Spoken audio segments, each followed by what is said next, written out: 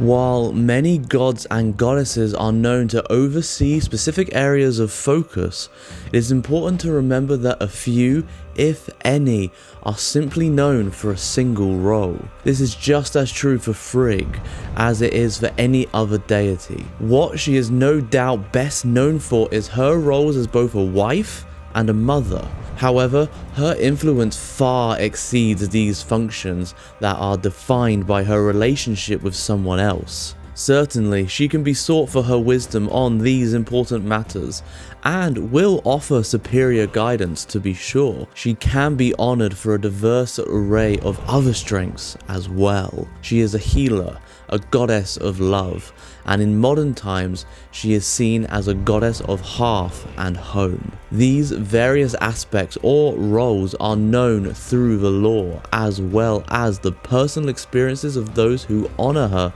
in their practice today. The guise of Frigg as a goddess of children and mothers is probably best illustrated in the tale involving the actions leading up to and after the death of her beloved son, Baldr. This story is told in section 49 of Gylfaginning of the Prose Edda. In this tale, Frigg, having learned of Baldr's dreams of impending death, sets out on a journey to ask oaths of everyone and everything not to injure her son, and thus renders Baldr invulnerable. Unfortunately, Frigg failed to ask the oath of mistletoe because it was too young and seemed harmless. Through an act of deception, Loki learns of this and uses knowledge to cause the death of Baldr. Frigg asks if anyone would ride to Hel to request the return of Baldr. Hermod, a son of Odin, agrees to partake in the task and returns with the news that if everyone weeps for Baldr,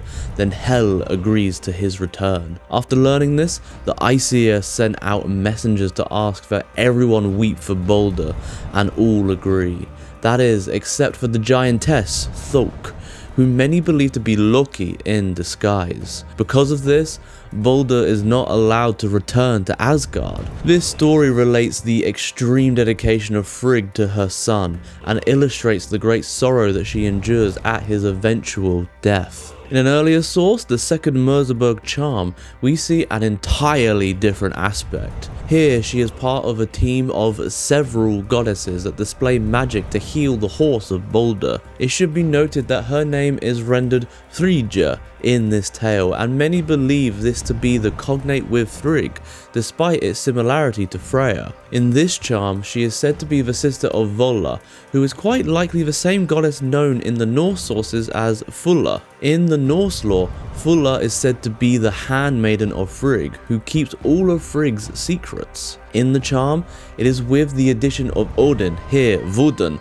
that the finishing touches on the magical spell are placed to heal the horse. Some believe that it is Odin alone who heals the horse, but others, myself included, feel that it is the combined efforts of all those involved in the spell casting. In any case, we see Frigg in the role of wielding powerful healing magic.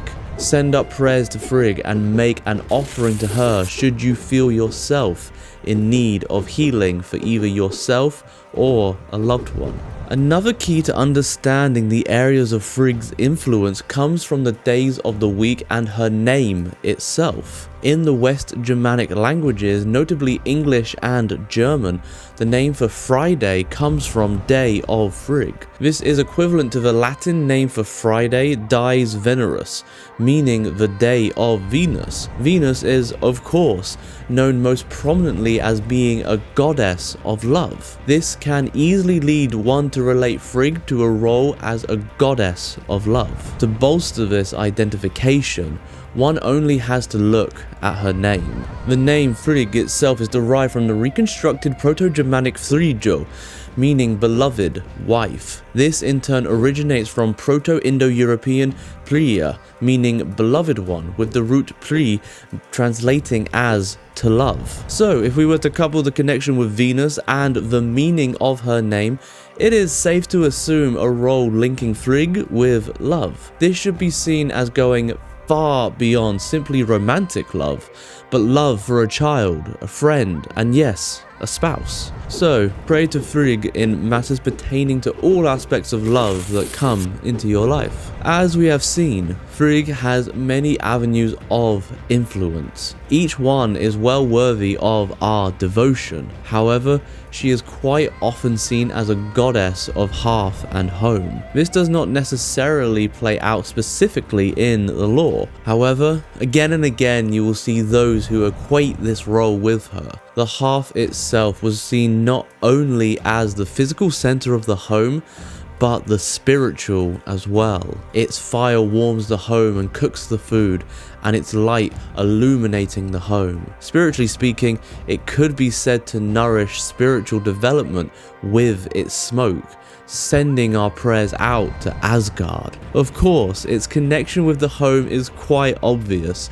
so the two are frequently spoken of together in matters concerning the spiritual sphere. So, how is Frigg linked to the hearth and home? As the beloved mother of Baldr and the devoted spouse of Odin, it is quite easy to see in Frigg a strong, grounding individual. One could say she is at the very heart of the family. As Frigg can represent this symbolic center, it only stands to reason that you can connect her with the center of family life, the hearth. Likewise, the connection to motherhood and spousal duties connects her with the home overall, where many of the associated functions take place. Due to these associations, it makes a great deal of sense to link Frigg to the hearth and home. Frigg is known to possess other traits as well. Her ability to see all fates is one that is often cited. She is said to know a great deal but does not want to reveal what it is that she sees. Her wisdom appears to be unmatched,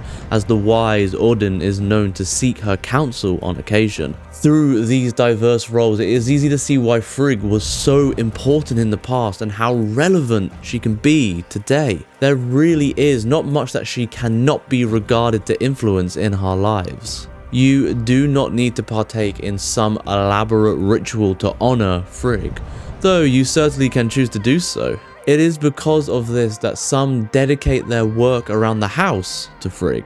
Each time that they sweep the floor or wash the dishes, and yes, even when they empty the rubbish, these are sacred acts to honor Frigg as they honor their home. She sees each of these tasks as acts of reverence. We are showing love for ourselves and our families by taking care of the places that we spend our lives. These simple steps show her that we recognize her various qualities and seek to replicate them in our own lives. So take action and pride in the place that you call home by tending to it. As pagans, our homes often serve as makeshift temples to the deities as it is. Why not see tending to these temples as acts of reverence? And accordingly, why not dedicate such work to the divine? While other deities play important roles in our lives, there is no other that is such an integral part of daily activities. Offerings of fresh baked treats make a very suitable offering that she has always welcomed with open arms. However, a daily offering of incense or a candle lit in her honor with a simple prayer of thanks for her guidance and aid is typically given before the day begins. So if you are new to Frigg, begin with a simple prayer and an act of devotion. She appreciates hard work and dedication more than anything else. Just remember to do what comes from the heart, and your work will be well received.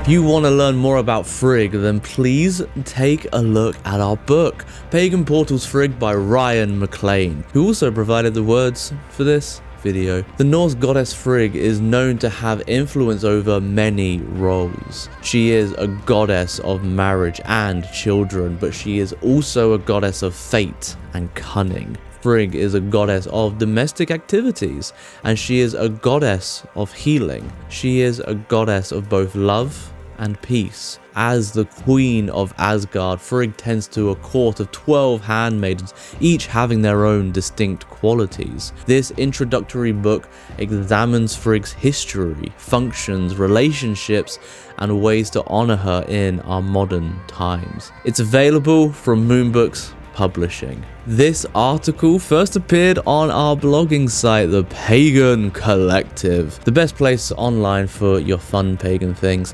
Thank you so much for watching. Special thank you as always to our members. You too can become a member and gain early access to videos just like this one. Hit the join button for more information. Subscribe for weekly videos, ring the bell for notifications, and we will see you next time.